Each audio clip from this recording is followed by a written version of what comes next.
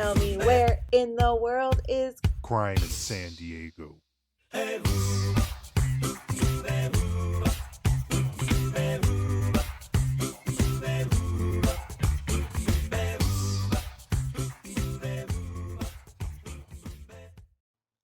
Welcome back to another episode of Where in the World is Crime in San Diego? Why are you whispering? It is spooky season. But it's not a secret. No, of course not, but it is a season, and it is my favorite time of the year. It is. You know, it is not sweating testicles outside. Well, You're this a hardcore Halloween person, I'll give you that. at least it's cooled down a little bit. It was hot these last couple weeks here in Southern California, and now it's actually cooled off. Like the other night at our daughter's soccer game, the sun was out. We're like, oh, it's nice and warm, and the sun goes down, and next thing you notice is like, hey, it's a little chilly. It's sweater weather. So, anyways, thank you for listening to another episode of Where in the World is Crime in San Diego. I hope you had a chance to listen to Gone 3 Soon, where we discussed about the Torrey Pines murders and how they were connected, not connected, and Kevin Brown, and all these twists and turns with the pretzels. And, it was a very big case that it just, for a lot of our listeners, shake the county, and I think it still does to this day because Barbara's still considered a cold case, so that question mark still stays. And I love everybody that's reached out and giving me their theories and opinions. If you don't follow our Instagram, we put images of the cases that we're covering. We put video footage that we find. And we also have a little space so you guys can fill out requests or start a conversation with us, which we love to hear and engage with. So if you haven't yet, go listen. And if you haven't told me your thoughts, please do, because we're here for it all day. Oh, I love it. I love it. So please reach out to us. We will greatly appreciate those. So please like, share, discuss with your friends and family, please. Well, nothing goes better together than spooky season and true crime. So I think you guys are going to love the cases we cover this month. Oh, yeah. There's a couple little tricks up our sleeves for sure. So tricks please. And treats. Yeah. Oh, heck yes. So please listen in to us these next month, and we're gonna have a great time here discussing these cases with you guys. And our case for today, it really touches home, considering that we have kids, and it's gut wrenching just to even think about someone being capable of committing this crime. And at first looking at it, we're like, oh, we're probably not going to get too much research out of this. And no, we every minute, every page, every site, it has made our jaws just drop to the floor. And we have gone down a rabbit hole on this one together, which has been fun and frustrating at the same time. But this one really did throw us for a huge loophole on a lot of the details that we discovered. Yeah, because there's a couple that, through the research, there's some that say the same date, incorrect date, they're different dates, or it's like going back and forth. I even had to go back and type in, Google Calendar and make sure that these dates actually match up, and thankfully they do. And it's just like, it's through the woodwork. So we did the best. We probably worked the hardest we worked on any case on this one. So I hope the work pays off and it shows throughout this episode. Yeah. So who are we going to talk about today? Well, I'm glad you asked. Angie, take over. So this week, we are going to talk about the story of Susan Eubanks and how she murdered her 4 precious children. This week's title is Tough Pill to Swallow, and I promise that title will make sense at the end of this episode. As far as sources, we have mycrimelibrary.com, murderpedia.com, latimes.com, San Diego Union Tribune.com, morbidology.com, murdervictims.com, courts.ca.gov, brandonshouse.info, and Google Maps. Our disclaimers for this week include filicide, which, if you're like me and have no idea what that means, it's murder of your own children, drug addiction, child abuse, domestic violence. If any of those are triggers, please don't listen. Please don't feel bad and join us next week for the next episode. Like always, we will try to spare the details that we don't have to share.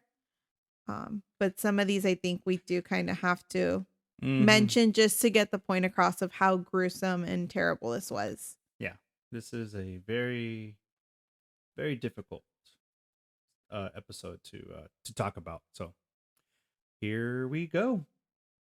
Let's introduce Susan Diane Eubanks. Born back in June 26th of 1964, and originally was from San Marcos, California. So at some point, Susan ended up moving out to Texas. She was going to school. She started building her life, and she met John Armstrong. They married as a young couple and had their first child in 1983, Brandon. So Susan and John, being young parents, he was working in a undisclosed field, but seemed like there was limited work. So fast forward to 1987, and John is having trouble finding work in his specialized field. So the couple decides that with him having his parents in Valley Center and saying that there's tons of work for him available, and her having her family originally in San Marcos, that moving back to California was the best fit for everyone. So they move back to California. He starts to work. And so far, they're doing good. They're adjusting to the change. They're close to family. Things are looking awesome. But in 1989, the couple decides to separate. And this long, drawn-out legal battle over Brandon ensues. Obviously, she doesn't want to be far from her son, and John feels the same way. So he's fighting for 100% custody. And this actually ended up dragging out for a total of 4 years. So from 1989 to 1992. 4 years, right? 3 years. 3 years. My math is awful. Sorry, guys. 3 years. Math is not my subject. But yeah, so 3 years, long divorce, lots of drama you can imagine. But somehow Susan finds a new partner before she's even officially done with her old partner. You don't say. So in 1990, she meets a man named Eric Eubanks. So the same name, so her second husband. Yep. Okay. So they meet in 1990, and that same year they have their first child together. Okay. So she has her son, Austin Cole, in April 3rd of 1990, which is pretty quick. Yeah, it's she went out from, Armstrong to Eubanks real quick. So there's no lapse. So it means she had to have been seeing him in 89, obviously, if she had his baby early 1990. Yeah, or either it was like the flavor of the month, soup of the day, and just kind of was like, all right, I like this guy. And then just... Well, she liked this suit for a while because she had her next son. July 15th of 91, she welcomed Brigham Reno to the world. And then their last son together would be born on July 26th of 1993. That would be Matthew Dillon. So Susan had 4 kids. 4 kids total. 4 kids total. Brandon, which is the oldest. Mm-hmm. Austin, Brigham, and then Matthew, Yes. the youngest. Okay. So she had all sorts of ages in the household, which assuming was a crazy household. Mm-hmm. But nonetheless, it's said that Eric loved Brandon as if it was his own. Like they had a really good relationship. He saw he didn't differentiate between the two, which I think is really sweet. But their relationship was anything but perfect. He was actually described as a tumultuous marriage. Both had run-ins with the law. They both had a temper. They both, had a lot of conflict between one another. Just sounds like toxicos.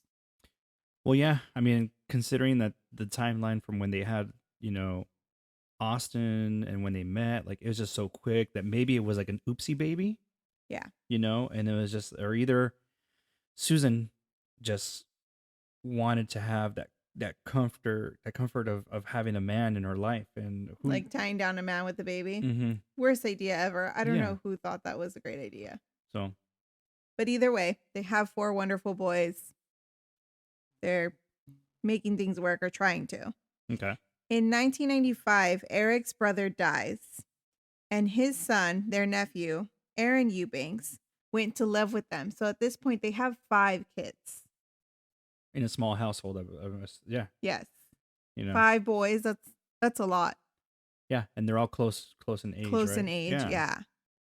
So it said that when Aaron first arrived to the household, he fit right in with the boys. Like he was very loved by both parents.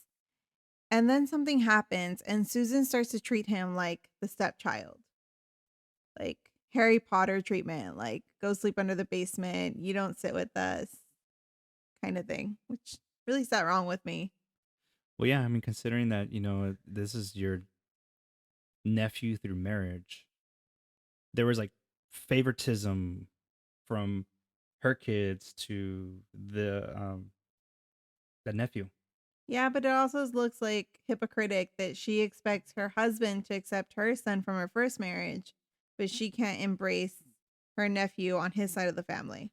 Yeah. But Well, regardless of that, seems like there was a lot going on in the household at the time. Sometime in 95, Susan was working as a medical technician and she had a work-related injury and had to go on workers' comp for a while. And what happens with work-related injuries? oh, you get unemployment benefits. Well, that's a big one.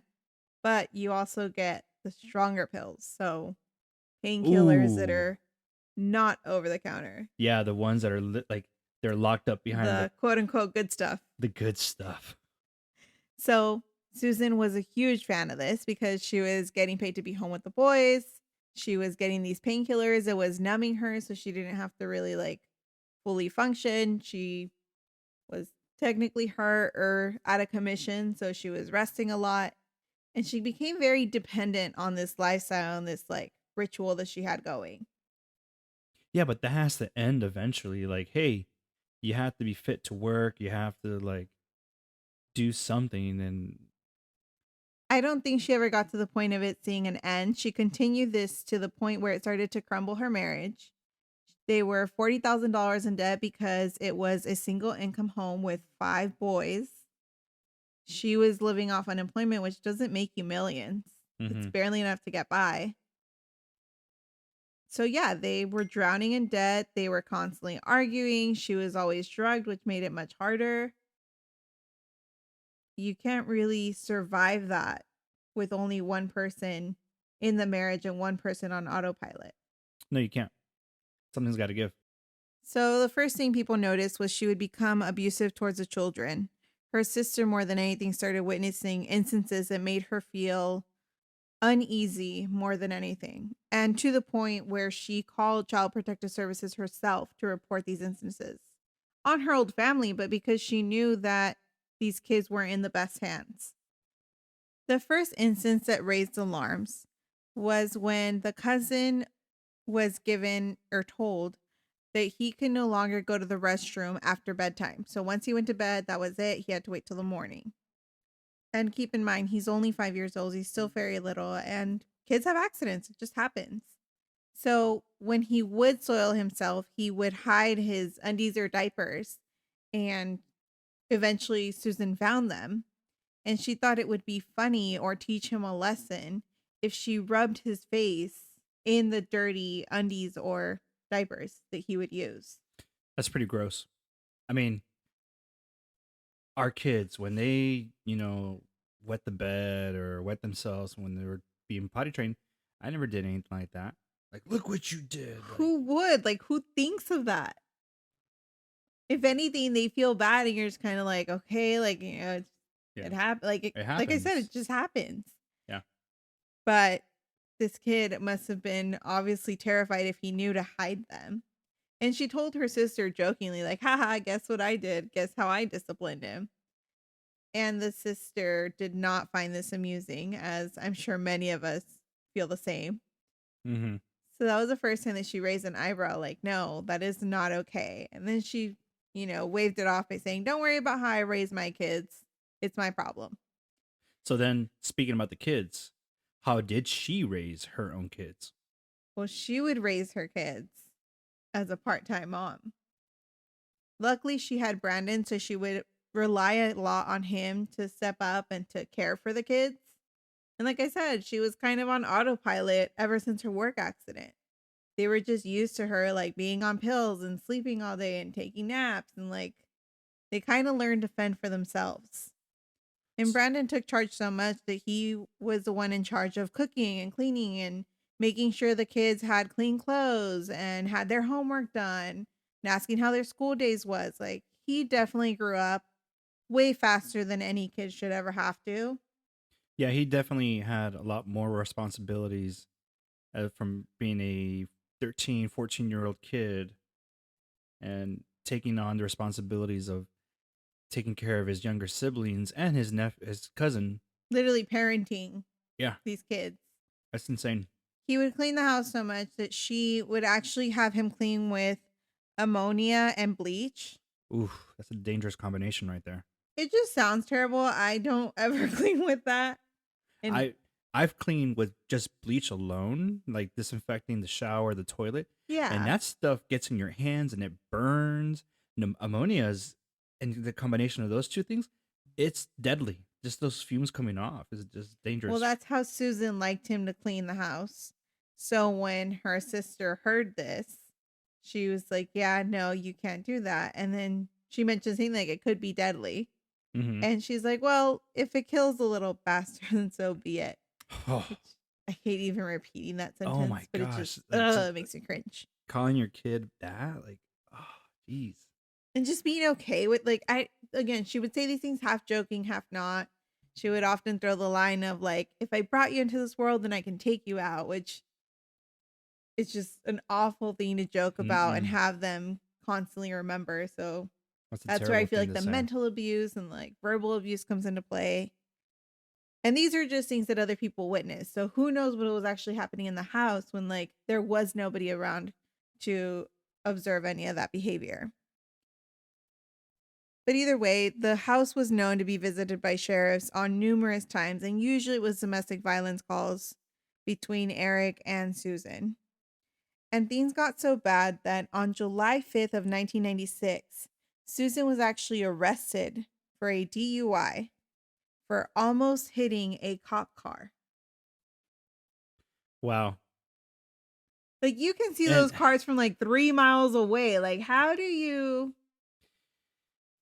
how do you- justify that? Yeah. You don't.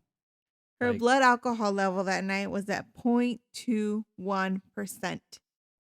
that's like triple the legal limit. The legal limit is 0.08%. Mm. It's, oh my gosh, that is over triple time. It's 3 times over the legal limit. What did she have to drink? Like, how much? Like, dude, this lady can pack it. Oh, I'm sure. Well, years of practice, I mean, didn't come easy. And on top of that, the drugs too have to at least play into factor. Like I said, her marriage was literally thin thread falling apart. And 1 month before this awful night, her husband, or soon to be ex-husband, actually moved out. On September 5th, she officially filed for divorce. And stay with me because these dates are going to get insane.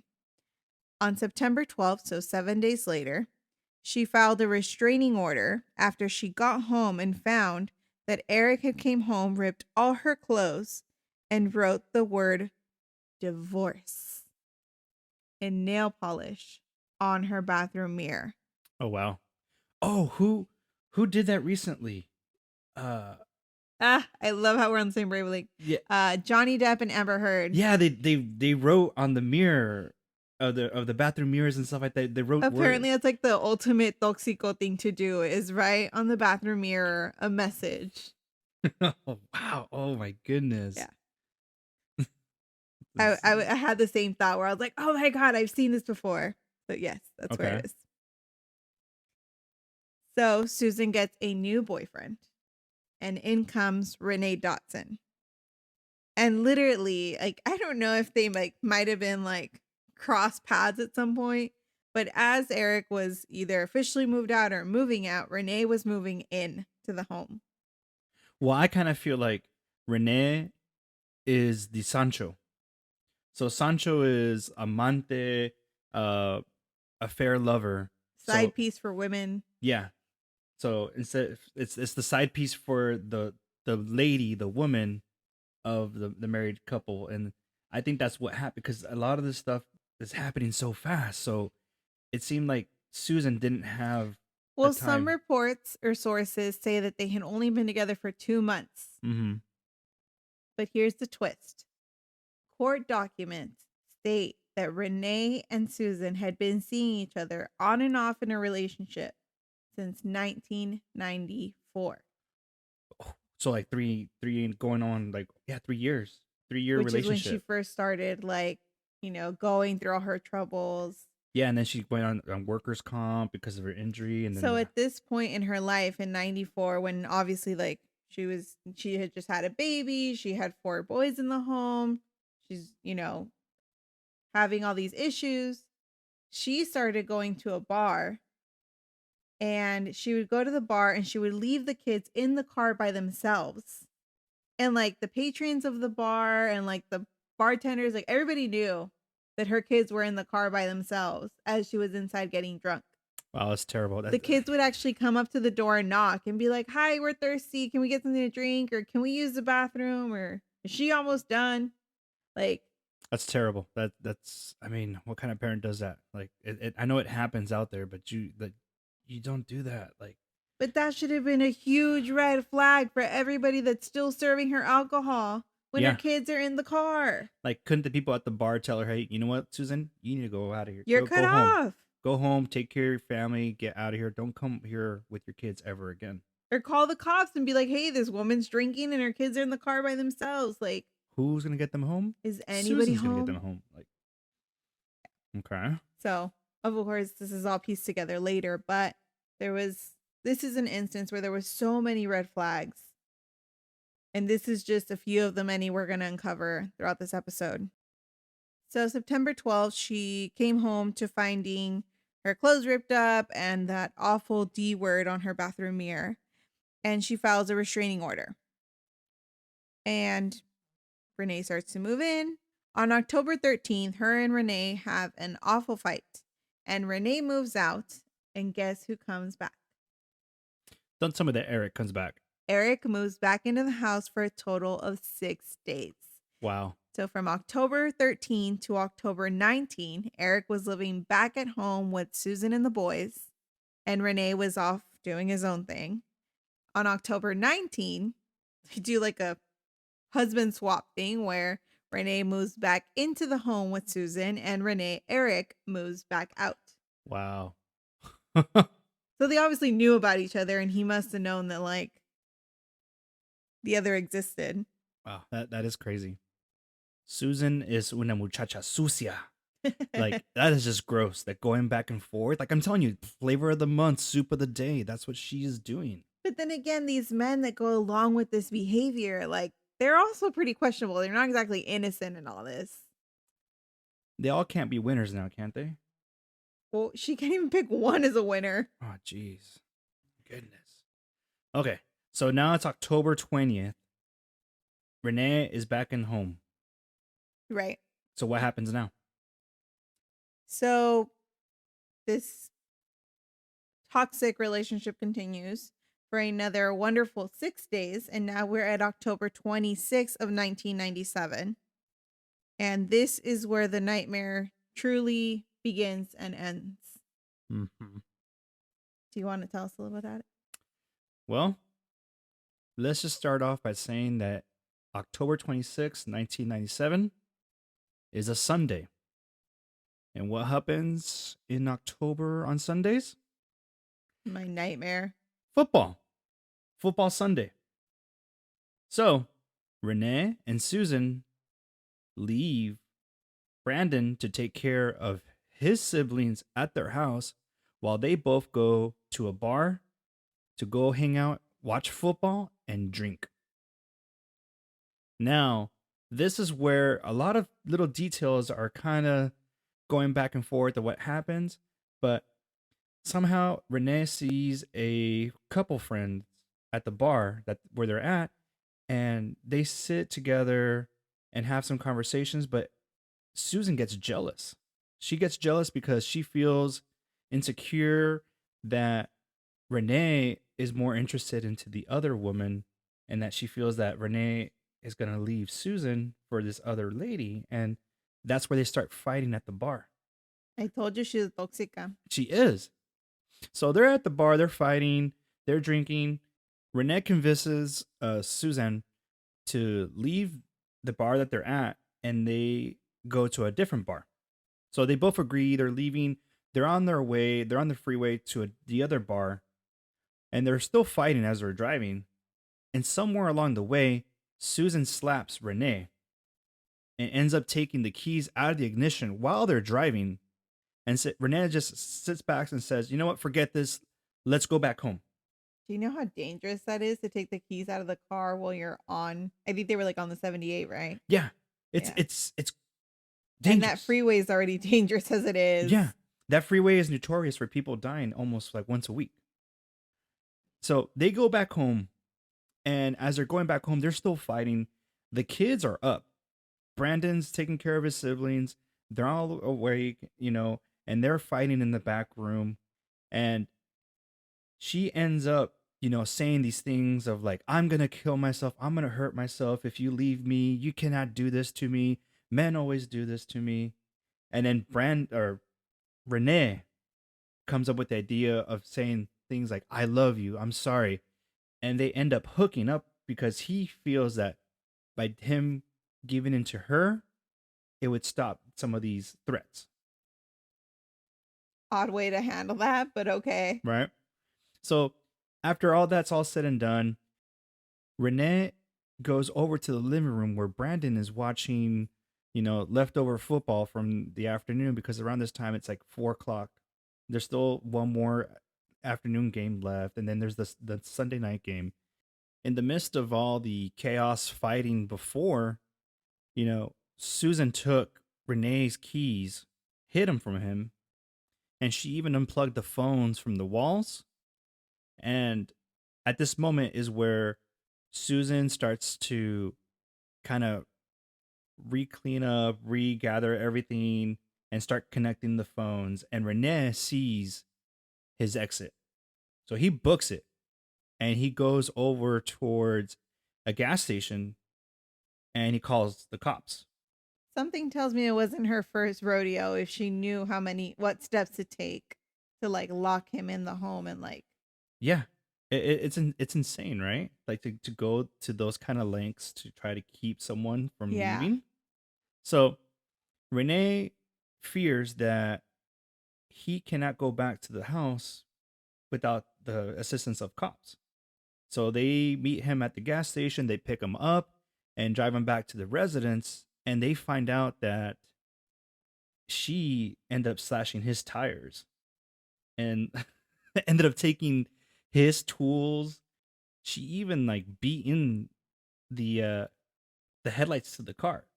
So like the Carrie Underwood song, the "If He Cheats," where she takes a baseball bat to his. I don't listen to country. You fail. Anybody listens to country understands what I mean. That's the only genre I don't listen to, but okay. Carrie now you know how I feel half the time. Gosh. Oh man. Oh. So the cops are there on scene, and Susan is almost in the obstruction of justice, because the cops are telling Susan that she cannot do this. She cannot hold back property that belongs to Renee, and the cops are trying to organize this whole situation now. And then while all this is going on, the boys are in the house and they're seeing all this unfold. So you can already see that the kids, they may not be, it's not their first rodeo when they see their mom or their parents fighting. Right. But at the same time, you still fear for them, and this is something that still sticks with them because you have Brandon, who's a teenager, and then you also have Austin and Brigham, and then the only one that's really doesn't really know what's going on is Matthew because he's only like 4 years old. Yeah. So it's very gut wrenching to I can't see. imagine those kids at that age, like one being conditioned to that scene where they're just not alarmed. Like that in itself is scary. But even if they were scared, like just the emotions that they're feeling and the confusion and like fear of their own mom, like, oh, Yeah. So the cops sort everything out. They let Renee get his belongings. Obviously, the car is undrivable, so they load his tools into the back of the cruiser. But this is where things get really tricky too. So let's introduce Kathy. Kathy Goose. Kathy is Brandon's best friend's mom. And while all this is happening, Brandon calls Kathy and he's begging to have him and his siblings be picked up and moved away from the house because he feels that they're not safe. It's an unhealthy environment, and he's pleading his case. But Kathy says that she can't, and the reason why she can't is because she fears that she would get pulled over from the cops because she has not enough car seats available for everyone that she's trying to pick up. It's gonna be Brandon, the three other boys, and then also the nephew or the cousin. yeah. And then if she has kids of her own, like we don't really know what her situation Yeah. is. But that's not the only reason why. Guess who lives with Kathy? No. Eric lives with Kathy. Oh my God. So Eric, Susan's ex-husband, lives with Kathy. That's some twisted stuff right there. That is a major pretzel right there. That's just like, are you kidding me? Like, how does this even happen? Like, Why would is you Eric think that's a hooking good up? idea? Yeah, like is Eric hooking up with Kathy now too? Like, oh, dude, Brandon was like, your best friend. I'm dating your best friend. Like, no, like this is Southern California. This is That's not like sick. Alabama stuff going over here. So it's insane. Like, it's incredible to think that that's what's happening. So Susan calls Kathy, asking her to go pick up the kids because she feels that CPS is going to get called on her and she's going to lose custody of the kids. Okay? But before anything else, she also tells her, oh, one more thing. Please bring orange juice and vodka because Renee dumped mine. Probably for a reason. Right? But Kathy tells Eric to go get the kids because, hey, it's her kids, it's his kids, and, just go get them. She's probably trying to stay as much out of this as she can. Mm-hmm. Which I don't know if I blame her at this point because it just sounds messy. It does. And if it's like an everyday occurrence, she's not thinking it's like super out of the norm. No. So Eric agrees to go get the kids. But as he arrives to the house, he can see that the cops are at the residence still. So he stays back because he has a restraining order against him and he only has visitation rights and he could only see the kids at Pop Warner games and at practices. So he doesn't want to get arrested. Oh, that and sucks. The cops end up leaving and they're coming down the road where Eric is waiting and they see him. But Renee points out, oh, that's the ex-husband. That is Eric. And the cops stop and they have a little conversation with him. And long story short, Eric agrees to take Renee and his belongings and he drops him off at a bar. At the same bar that he was originally going to go hang out with Susan. But he's going by himself. Oh, wow. So it sounds like the pair was made for each other at this point. So at this point, Renee's at the bar. Eric's going back home after having dropped off Renee. And Susan is sitting home going stir crazy. She first calls her sister Michelle around 5-something p.m. and starts telling her how, Renee was being abusive to her and that he raped her and that she was pregnant with his baby. And she's just putting it all on him. Him. I did nothing. Now the cops are coming after me. The kids are going to get taken away. Michelle, knowing her sister, knows that there had to be more to the story, but is still hearing her out. She can hear that she's agitated, that she's desperate, that she's just very high anxiety, uh, just kind of all over the place. She doesn't sound intoxicated. She just sounds very angry. Realizing the conversation's going nowhere, she ends the conversation, and Susan's left again, back to square one, by herself with the boys, no one around. So she decides to call John Armstrong, her first husband. And she tells him that he has to convince Brandon to lie for her when the cops arrive, because she's sure they're going to come back again, since Renee's car has flat tires and she doesn't feel it's over. So she tells him, you need to convince your son to lie and say that Renee was the one abusing me and that I didn't do anything to the car, which obviously she had, because the cops even walked up and saw her taking stuff out of the injured vehicle. Mm-hmm. So John gets on the phone with Brandon and he's like, hey, bud, what's going on? Like, how can I help? And Brandon's like, nope, I'm done lying for her. She got herself into this mess. She can get herself out. Like, I'm not doing this anymore. I'm over it. I'm tired. And for the first time, it seems like he's standing up to his mom and like standing his ground and making her like accountable for her actions. So she, realizing the phone call's going nowhere, she tells him, okay, get off the phone. Like, that's it. I'm done. Tell your daddy you'll call him back later tomorrow. And he's like, okay, like, I gotta go. I'll call you later. And his dad's telling him, like, hey, I'll get a plane ticket and I'll fly you out to, because his dad was living in Texas. So he's like, hey, I'll fly you out to Texas. Like, I'll get you a plane ticket tonight.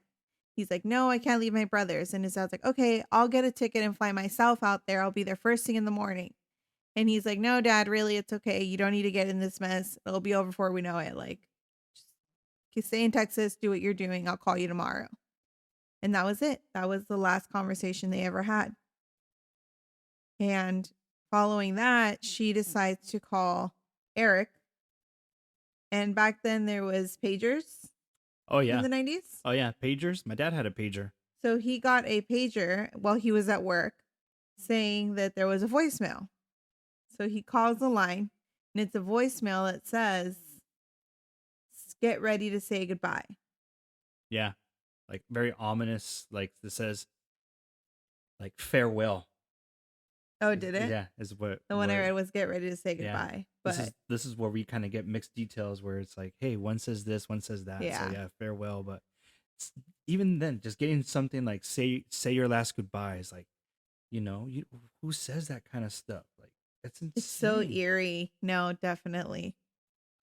So Eric, receiving the message, he calls the cops immediately, saying, "Hey, I need help. I need you guys to go over to this residence with me. I fear for a wellness check with my children. I think my ex-wife has done something horribly wrong."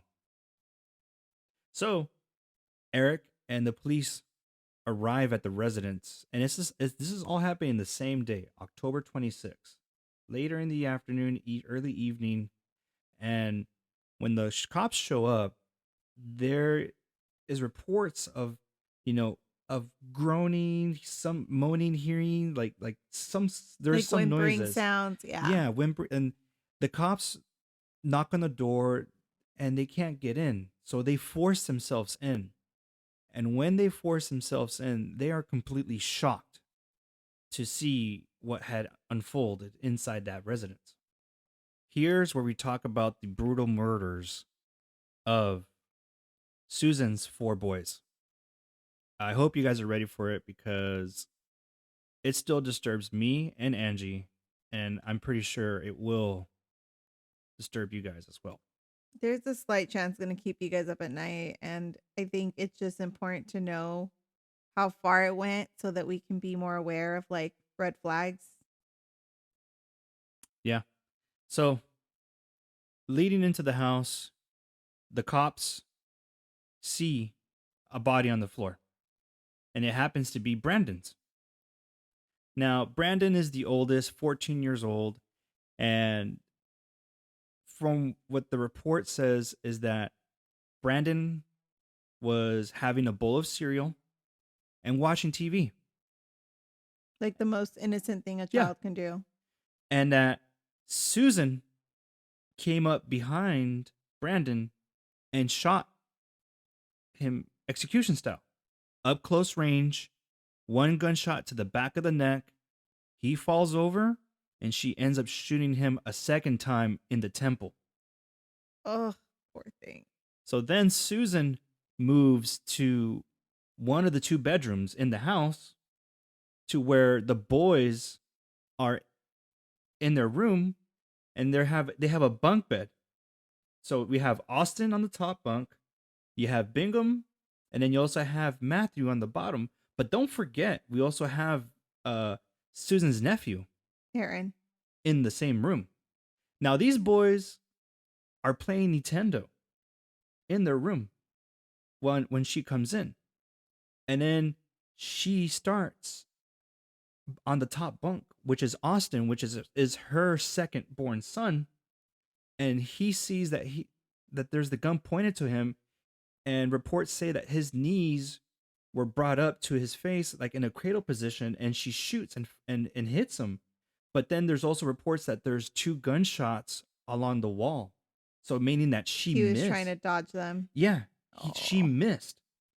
And the type of gun that Susan was using was a 5-round caliber, 38 caliber revolver.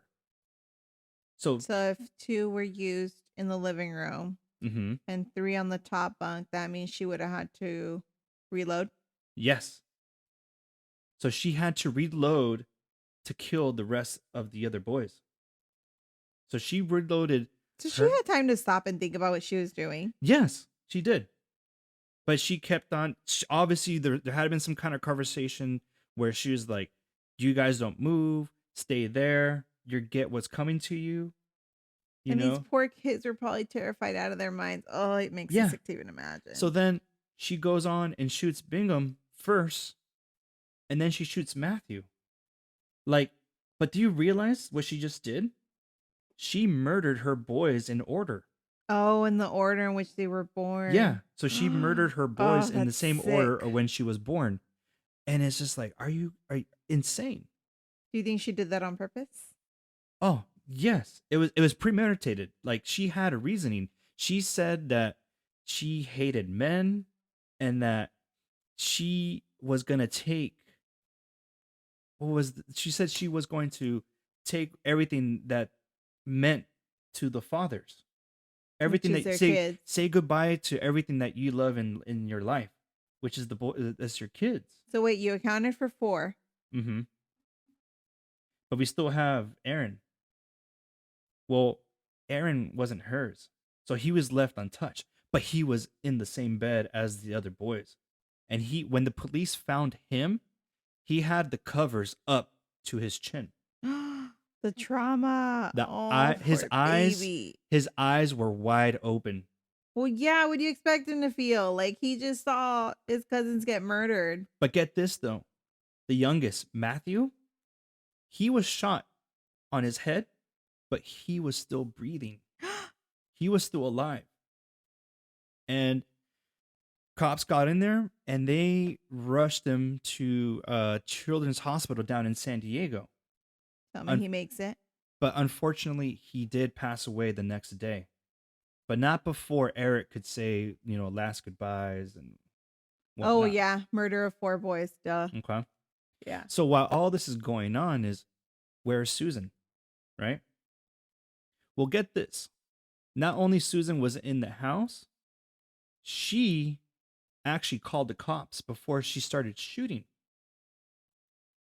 Eric called the cops because something was going to happen and feared for the life of his kids at the house. But she also called the cops saying that I've been shot. I've been, come help me and this and that. And then she ended up committing the murders. And when the cops showed up, they saw her in her bedroom. She had a gunshot to her stomach. She purposely shot herself to try to blame everything on Eric. Because of the restraining order. Yeah, so she set this up purposely to where it looked like Eric had showed up, shot the boys, and was going to kill her, but he shot her in the stomach and she was still alive. That little wench. Mm-hmm. But it was quickly noted that Eric was outside of the house with the cops while all this was going on, and she was inside the house. And while she was in her room, not too far was the actual murder weapon. Another reason why the cops know that this was a premeditated murder is that there was uh, I guess you can call it like a suicide note. On it, it said, "I've lost everyone I've ever loved. Now it's time for you to do the same," which was pretty much addressed to Eric and Armstrong, Yeah, the John. fathers of their kids. So, um, yeah, it's just pretty freaking brutal. So, um, Susan is rushed to the hospital, and she recovers from her gunshot wound a couple days, like about a week after, and she is arrested for the murder of her kids. And now neighbors are shocked to know about all this going on. And at the same time, I'm like, how can the neighbors be shocked if they saw some of this stuff going on? Like, or even potentially like the CPA being involved, or even CPS. or sorry, CPS. Thank you. CPA. That what is, anyways, then. Anyway, brain fart. CPA and CPS. CPS. Oh my goodness. Anyways. Okay. So the police are there with the residents numerous times. How can they not realize that something like this, kids' lives are in danger? And if even if like a noisy neighbor would have stepped in and been like, "Hey, you know what? This is an unsafe fit home for these kids. They need to leave now." Some Especially because Brandon was reaching out to adults for help. It seems like he would reach out to his Aunt Michelle. He would reach out to his dad in Texas and tell him how like difficult it was living with mom. But he never wanted to leave his brother, so that's why he wouldn't leave with his dad, because he knew that the boys had to fend for themselves. Or his best friend's mom, Kathy. Like there was plenty of adults around that saw the red flags and just kind of let her get away with it.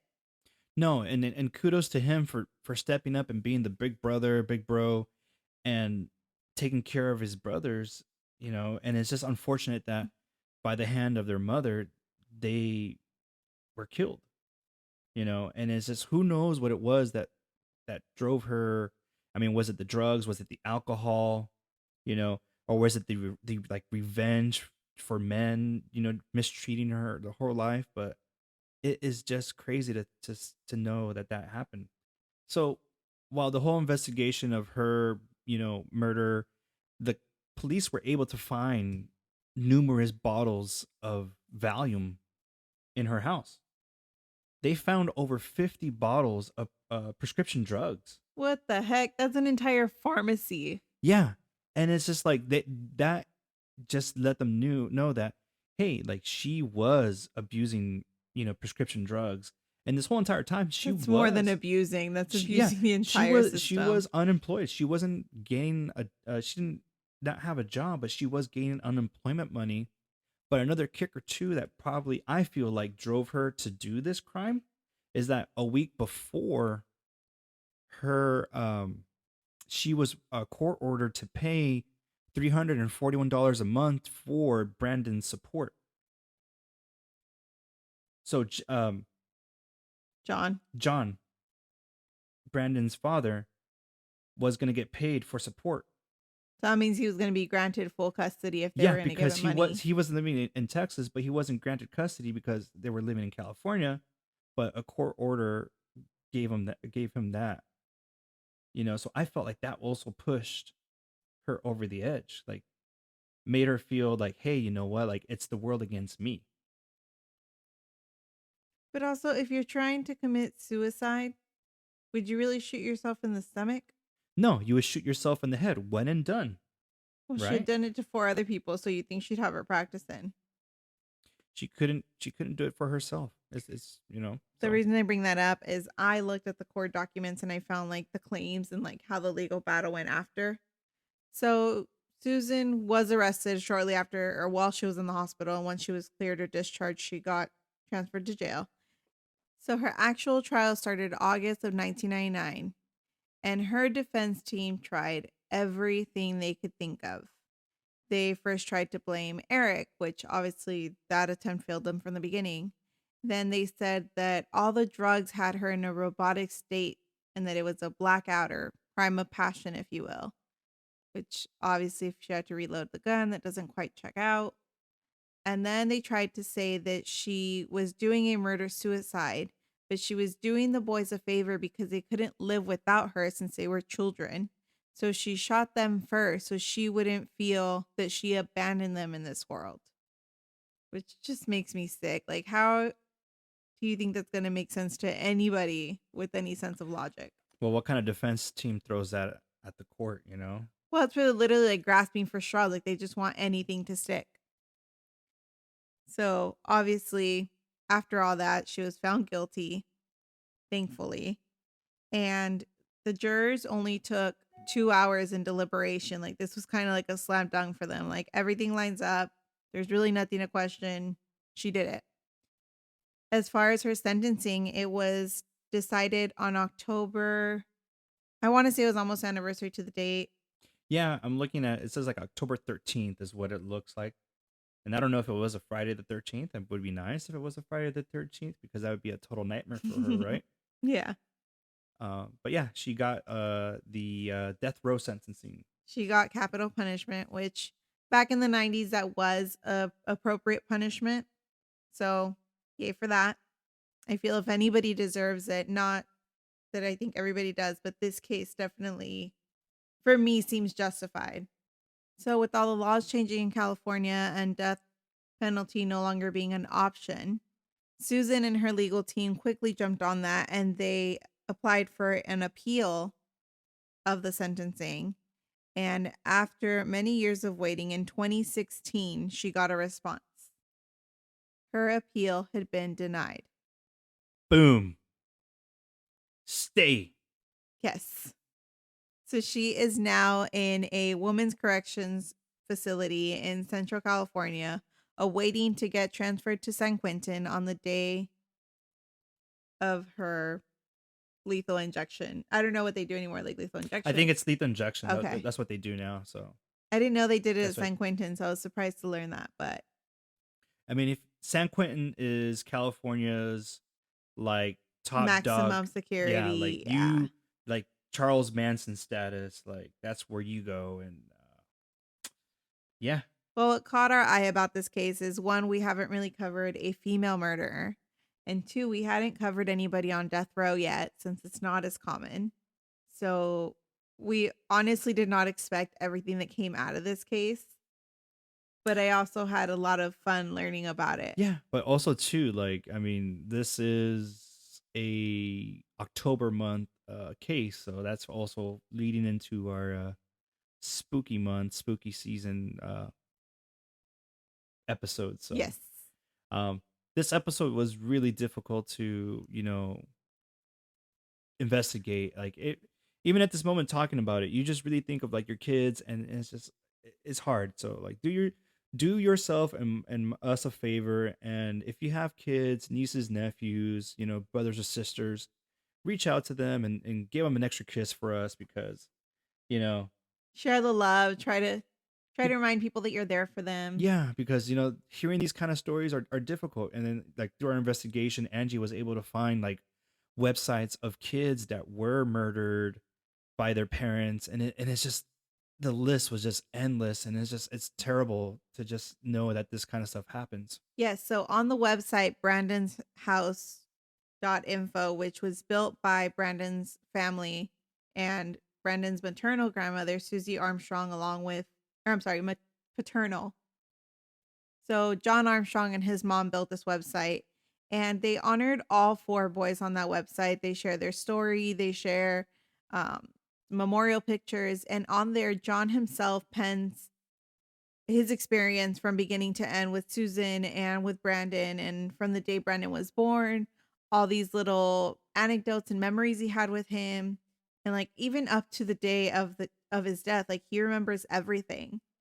And Brandon was actually a miracle baby. He had health issues growing up. He had some incidences that would leave him disabled or handicapped that he overcame. So it literally brought me to tears reading this like almost journal or diary entry. And they also have a link to a website called Heaven's Littlest Angels. And all these kids that have been killed by filicide. The people that are supposed to love you the most are the ones that are hurting you the most. And it just that broke me a little bit. I'm not gonna lie. I definitely had a rough night that day. Yeah. So paying our respects to Brandon, Austin, Brigham, Matthew. And Rest in as an peace. update, Aaron actually went to live with Eric. And from the trial on, he's lived with him. He's been raising him as his own, like he was from the beginning. They have a good, healthy relationship. So, I mean, I'm happy to see that, like, at least he has the support he needs and they're getting through this together. Now we know by sharing this story, it won't change the past, but we could always change the future and always look out for one and another and, see tail signs and red flags because we don't want these kind of stuff happening to our loved ones or even kids because they don't deserve it. They can't defend themselves. So, and now we've reached the end of our episode. SBS. Small Business Spotlight. Today, we are going to talk to you guys about this little spot that we found in Encinitas, the Roxy. It is so cute. It's pretty awesome. It's a little, restaurant bar right there on Coast Highway, and I've heard about this place, but they were really rustic. Like I loved how everything was very vintage, kind of similar to Frankie's in Oceanside, and the food was great. The live music was probably my favorite. Yeah, you go on their weekends on their Friday, Saturday, Sundays, and they have live music playing, and it's awesome because a lot of these artists are locally as well. So, and they're up and coming people, or just you know, Playing for enjoyment. yeah. So it's awesome. People that just have that musical background and they just love playing. So, and those are the kind of spots that we love.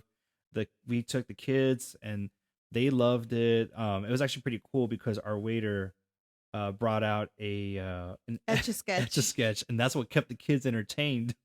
Yeah. And they're all like, they kept them, just like fighting over it. Instead of fighting over a phone, they were fighting over the etch a Kind of sketch. showed our age a little bit with this was our version of an iPad. Yeah. So it was Yeah. really awesome. So please go check out the Roxy. Their address is 517 South Coast Highway 101, Encinitas, California, 92024, and they're open from all week, honestly, from Sunday to Sunday, 10 a.m. to 11 a.m. or sorry, excuse me, 11 p.m.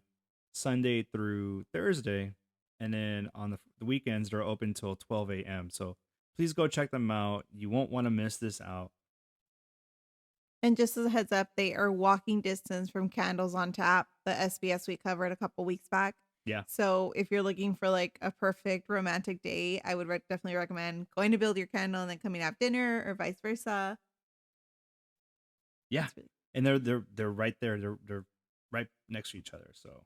And if you have an SBS that you want us to visit, please either DM it to our Instagram on Where in the World is Crime in San Diego, or sorry, Where in the World is Crime in SD.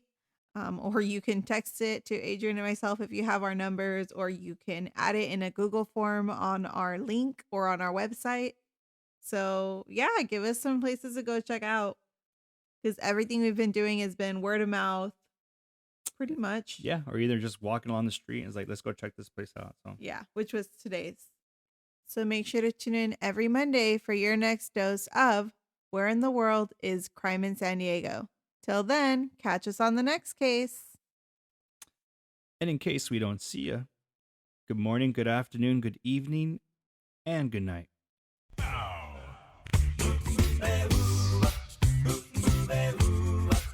Tell me where in the world is Crime in San Diego.